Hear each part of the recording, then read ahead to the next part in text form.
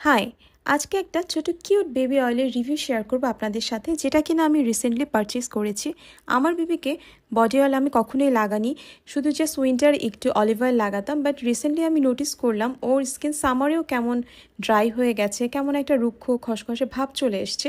অনেক খুঁজতে খুঁজতে ফাইনালি নাকিয়া পেজ থেকে নিয়ে নিলাম বেবির জন্য এই অয়েলটি, যার নাম হচ্ছে baby oil for muscle growth.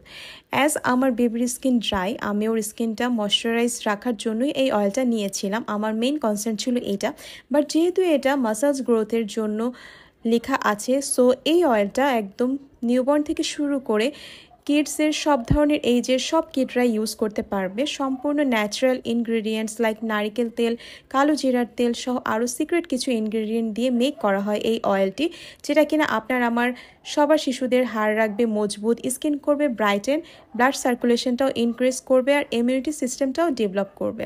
সর্বোপরি স্কিন ভিতর থেকে ময়শ্চারাইজ করবে এবং স্কিনকে করবে একদম soft and radiant. And most importantly এই অয়েলটার আরেকটা গুণাগুণ হচ্ছে এটা নাকি ইচিং দূর করতে অনেক হেল্প করে। বেস্ট রেজাল্টের জন্য শাওয়ারের আগে ইউজ করা যেতে পারে অথবা শাওয়ারের পরে। আমি ইউজ করেছিলাম আমার বেবিকে শাওয়ারের আগে, ওর পুরো বডিতে আমি মালিশ করে দিয়েছিলাম 1 ঘন্টার মতন রেখে, দেন ওকে শাওয়ার করিয়ে দিয়েছি। দেখতেই পাচ্ছেন আফটার শাওয়ার ওকে কতটা রিফ্রেশিং লাগছে।